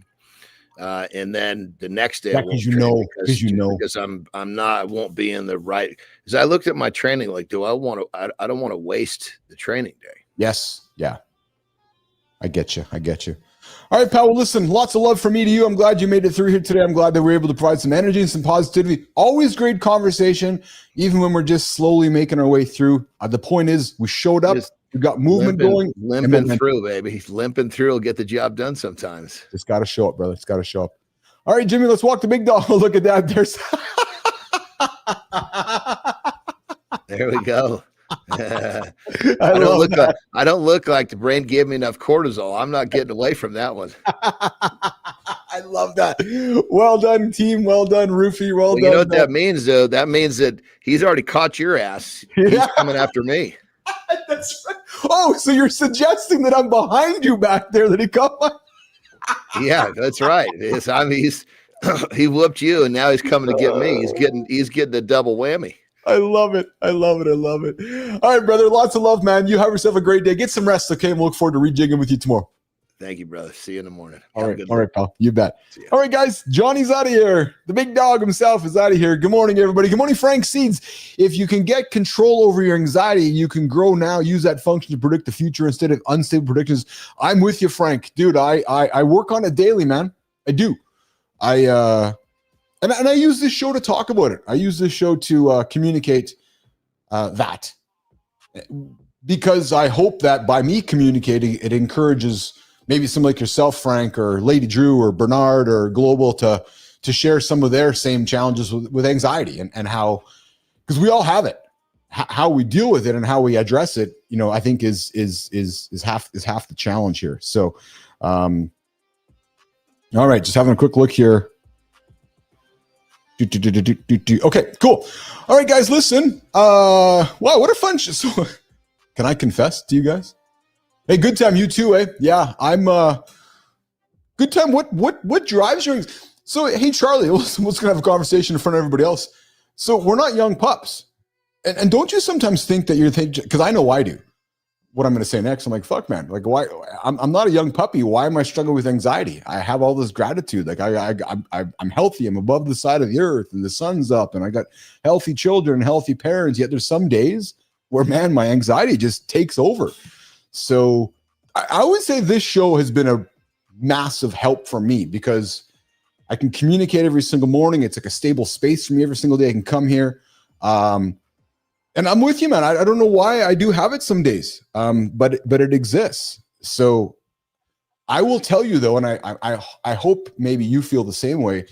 By coming here amongst the community to talk about it certainly helps, right? It certainly shows me that everything's actually going to be okay, right? And that's so it's funny, because by the time the show is over, if there's mornings I do have anxiety and I maybe won't share it, I won't put it on the table, or it's not as obvious. By the time the show's over, it's gone for the most part, because I've gotten as much out of this as I hope you guys have. And I will say this now that Johnny's gone too. I want to say that thank you to everybody for having the conversation we had about an hour ago regarding just the types of conversations we're going to have here, right? Some might be bothering to some, but it's not out of harm, right? Melissa says, if I get anxious, I play Bob Marley, Three Little Birds. Well done. When I think of Bob Marley, I'm not thinking Three Birds. I'm thinking smoking a joint, but that's just me. Yeah, it's your story. All right, let's just look through Jimmy, I'm gonna have a look through our boxes here today to see what we did and did not get through. As I look through our showboat here today on Mornings in the Lab. Hey guys, we got a guest coming on the show here tomorrow. It is, I believe it's Jimmy. I think it's Warren Bernard. I think we got Warren Bernard on the show here tomorrow. We've had a guest. He's been on the show here before. I believe he has a book. And I believe he's going to be back on the show tomorrow to have that conversation. No, not Warren Bernard. I think Warren's next week. I know we do have a guest tomorrow. Caleb Matthews. That's right. Caleb Matthews coming on tomorrow on the show. Bernard, use gratitude. Yeah. So I do that too, Bernard. I will lean into gratitude as much as I can to help with my anxiety if I am ever in an anxious state, is that I too will try to lean into as much gratitude as possible. Okay, so let's just have a quick look here. Okay, Jimmy, yeah, let's do this one. Let's go to I'm going to help you guys. I'm going to give you guys some to get into our bottom hour before we go to the community corner. I got 6 night rules. Yep, 6 of them. that I use for monster mornings, except last night when I don't get off the task list. Jimmy, let's get into center stage. Let's have a conversation this morning about 6 night rules I use for monster mornings right now on Mornings in the Lab with Keith and John. What if the secret to a monster morning wasn't found in the morning at all, but in the final moments of the night before? We all chase that feeling of waking up with unstoppable energy. But the reality for most of us is a battle with the snooze button and a fog of morning grogginess. But about the subtle, almost invisible decisions made in the dark that set the stage for the light. What if you could prime your mind and body for victory, making small strategic moves that guarantee you wake up with momentum? It's time to stop dreading the alarm. It's time to own your mornings by conquering your nights. Hey guys, you guys can join the show that's live right now. The phone lines are open, 431-300-3005. Yep, the phone line is wide open to join the conversation. I'm looking for Frank Seeds. Frank Seeds, if you want to join the call, I'd love to have you on the show right now. Why don't you give me a call, Frank? Where are you joining me from? Love to get to know you. Would love to ask you some questions, and would love to hear your perspective on cannabis compounds, and how you control anxiety. We got Frank Seeds, 431-300-3005. And we got Frank Seeds here saying that 50% chance we're living in a simulation. Yes. Love to hear your opinion. Are we living in a simulation? But before we do that, guys, 6 ways that I use, 6 rules, I should say. 6 rules that I use for monster mornings. And guys, they're actually not in the morning. They start the night before, except for last night. Because I was up deciding that I had a bunch of tasks I wanted to get done that I figured that, oh yeah, they're going to be done and I don't need to do them anymore. Well, the reality was they just were here today too. So it just didn't really matter. Okay, so before I do this, so hey, Jimmy, my bladder is having a dance right now. And I'm wondering, Jimmy, if we have a chance for me to run away to do a little bladder dance and come back and do a reset. Like 30 seconds, 20 seconds, you know how...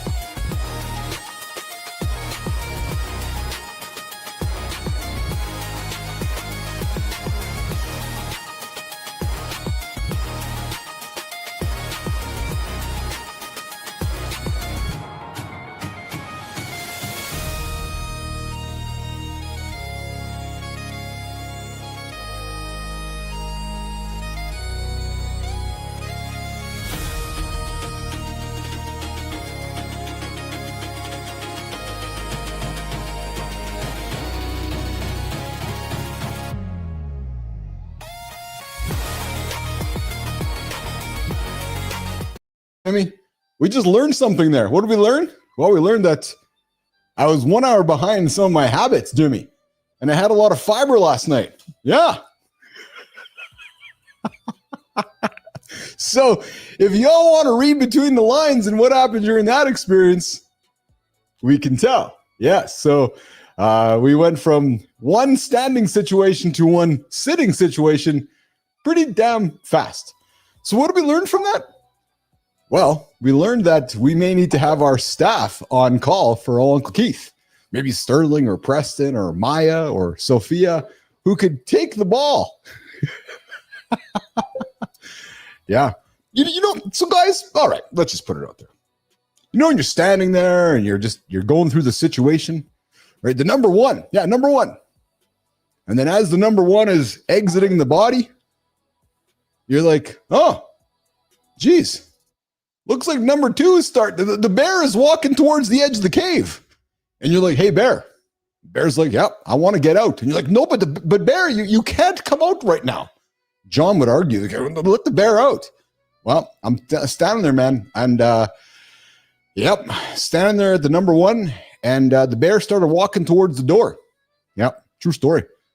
The fiber bear. And the fiber bear wasn't going back into the cave. Good time. Nope. Fiber bear was like, no, I need to come out right now. Okay.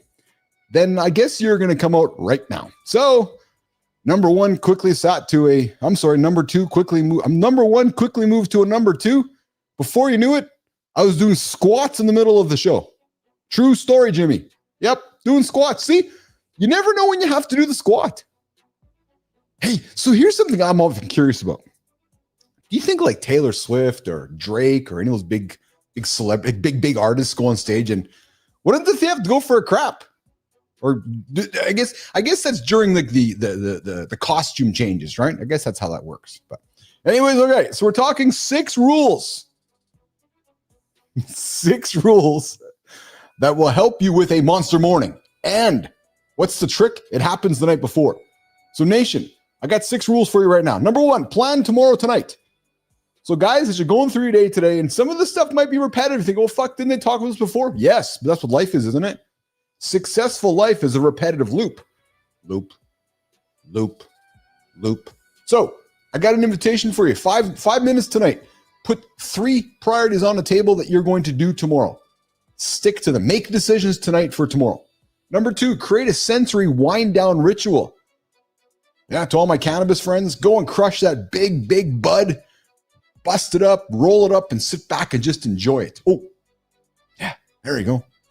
Maybe you want to consider no screens. No screens, no excuses. Cut those phones, cut those tablets. I don't do that. Nope. I actually use my phone right into the moment I go to sleep. True story. So that's my expert opinion there is I don't believe in to put my phone away. No, I believe in using it to help me put to sleep. That's just how it works for me. I like to reset my space so that when I get up the next day, it's ready to rock and roll and ready to go. And the number 5, guys, is mindful review and self-reflection, right? So asking yourself, and you heard Johnny today, and I did it last night. Fuck, what did I do dumb shit today? And what did I do good shit today? And then set the morning trigger. Prepare one physical launch pad. Lay out that training gear. Get yourself all set up so when you get up in the morning, you can just get up, move over there, and get those shoes on and hit those marks. So, for example, this morning when I was an hour behind my marks, I quickly caught up to my marks because I had myself all set up and ready to go. So, guys, you do not need a new personality. Nope. Just a new pattern. Win the last 10 minutes of every single day, and I guarantee you're going to win the first 60 of tomorrow. Start that stack small and let the routine carry you when the motivation fades.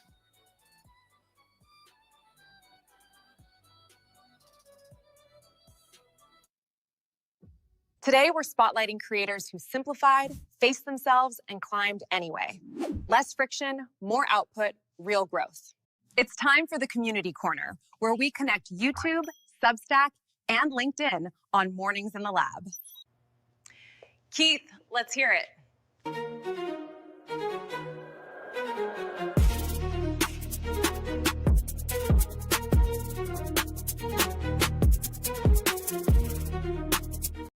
All right.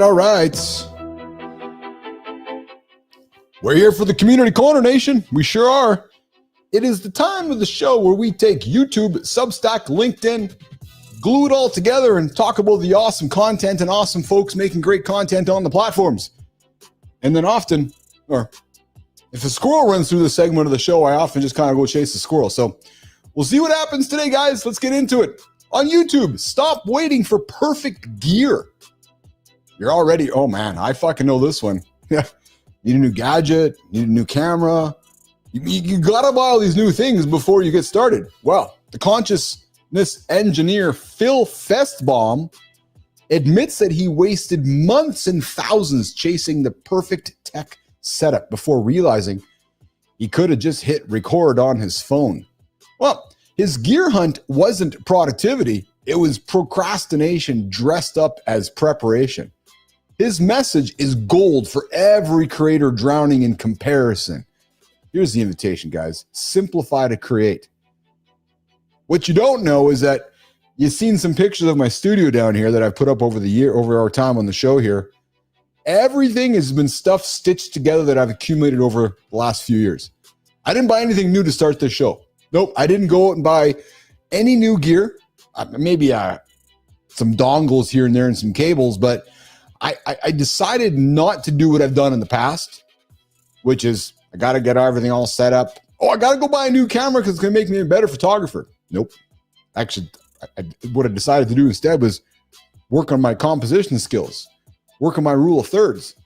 So how much potential are you losing by waiting for better tools when you probably have them already? And maybe you're just waiting to start. Maybe waiting to buy the new stuff is your idea of productive procrastination, when reality is you're ready to get after it right now. All right, Substack has a guy named Rich Webster who says entrepreneurship is self-development in disguise because building a business forces you to face yourself every day. Fuck, I've been saying this all along. You want to start a business? Go to the gym first. Go to the gym. Yeah, go to the gym. Go run a marathon. Go do a bodybuilding competition. Go do something which is going to put your body, your mental state, your physical state in one of the hardest situations you possibly could imagine. Not going to cost you anything other than your time. Not going to cost you anything other than your commitment. And if you enjoy that entire process, then maybe you want to consider building a business. Because if you've got a fear of rejection, it's going to show up as discounting your prices. If you're crushing it, you're not getting after it. If you can't let go of control, you're never going to build a real team. If you hate being seen, good luck growing your audience. Your business, basically a mirror. It reflects your habits, it reflects your beliefs, and it reflects your emotional blind spots right back at you. Rich says most of us try to fix our business problems with strategy, but really needs fixing are our inner patterns. What's his approach? It's simple, but it's tough. Notice the one thing you keep avoiding and ask yourself why. Why you're avoiding it. And then what's the action? Do the uncomfortable thing anyway. Because every time you fix something in yourself, your business, it's going to get fucking stronger. That's a true motherfucking story. Because the inner work on you, that is the strategy. All right, let's move over to LinkedIn. From $75 gigs to $500,000 months. Seeing the next level. From who? Travis McCashin. He shares how he didn't build Glide from a place of inspiration. He built it from desperation. Overdrawn bank account, no home, $75 just to eat. So he wrote $250,000 on his wall because it was the biggest number he could imagine. Dude, you should have added a zero. Yeah. Years later, his company was doubling that in a single month. What's the point of all this? The point is this. You can't see the next level from your current height. Fuck Neiman, that's the problems. I'm too short. There you go. Just learned. I will not get to the next level in life because I'm not tall enough. Yeah. You got to climb. You got to change the vantage point and borrow belief from those who are further and see further ahead. So, what does Travis say? You got to climb. You got to change the vantage point. You got to keep visual reminders like a $100 bill taped to the monitor to stay connected to where you came from. So here's the question for you guys. What mementos do you keep that remind you that you're chasing? Maya, do you keep any mementos of what you're chasing? Or how are you going to close us up here today, Maya, on the community corner here this morning? All right, nation, here are today's takeaways. Start with what you have. Simplicity beats stalled perfection every time. Your turn. Do one uncomfortable action today.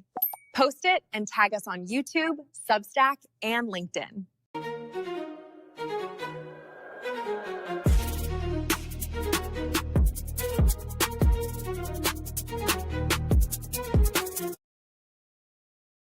All right, guys, listen. So we typically go to the creator spotlight. Today, we are not. Nope. Today, we're doing a little bit of rejig. Yeah, we're rejigging the creator spotlight program. I'm going to be relaunching that. Yes, Lady Drew, use elevated shoes. You guys don't see my ladder here behind here. That just kind of raises me up. Yeah, or I can just do this too. Yeah, true story. All right, hey, guys, that's a wrap for today's show, guys. It's some fun here today. Unexpected fun. Yep. Nah, not unexpected. It's always fun here in the lab. Let's hit a quick recap before you head out. So we started strong in the morning loop. We broke down what Tongkat Ali was. It's an herb that might help us reduce cortisol. Yeah, true story. We talked about some current events. Got into center stage here moments ago, the 6 night rules that create monster mornings. Yep, true story today. Hour 2, we went deep. We went deep. Yeah, the 7-day listen, guys, if you're wanting to buy a domain, don't fucking buy it. Go sell something first. Or go talk to your friends. Then consider getting yourself a domain. We circle back to Reloaded with new research on cannabis compounds. And it's clear, Jimmy, Melissa, that cannabis brings people to the table. Is it clear to me? Is it clear to me? Because when I look at the title, I look at that. 2,000 people showed up today on the show, guys. 2,000. Might have been one of our biggest shows. Yep, Petro, 2,000 people showed up today. And if you guys know how YouTube works, I'm not expecting that you do. Much of it has to do with 2 things. Actually, only 2 things. Title and thumbnail. So, coming in the future, the cannabis show on Mornings in the Lab, because clearly people are wanting to talk about it, and I'm loving it. And we are happy to talk about it every single day here. I guess I got to go get blasted so I can keep my... So, hey, guys, it's clearly, yes, mornings in the weed. That's it. I started sampling a Did You Know segment. Tomorrow's show is also going to be stacked. We're going to kick off with some wild stuff here, talking about cockroaches. Like, I remember I was in, where was it, Indonesia a few years back, having some dinner at my friend's house on the floor. True story. Watching cockroaches running around there. Yeah. Center stage, we're going to meet Caleb Matthews, the dream decoder who started at 6 and turned a homeschool curiosity into a global calling as a spiritual strategist. And then, guys, we're going to close the show with some real talk for busy dads, 2 rules that stop resentment before it wrecks your family or your focus. So, nation, in less than 22 hours, we are going to be back. Back where? Right here on Mornings in the Lab with Keith, John, and friends, 8 o'clock Eastern time. YouTube. We're also over there on LinkedIn. And hey, guys, we're also over there too on X. True story. And Substack Live and on demand, YouTube, Spotify, Apple Podcasts. You can find us across all the social platforms. And one last invitation, guys. If you're not on Sora 2, come find me. Come stick my head on out there and come enjoy the great conversations, the great content, and the great storytelling that we're putting out there on the Sora 2 platform. Until tomorrow, 22 hours later, I'm the Handsome Chief. I'm going to get the hell out of here. We'll see you guys tomorrow. Mornings in the Lab with Keith and friends. Mornings in the Lab with Keith, John, and friends. 8 o'clock. See you guys in the morning.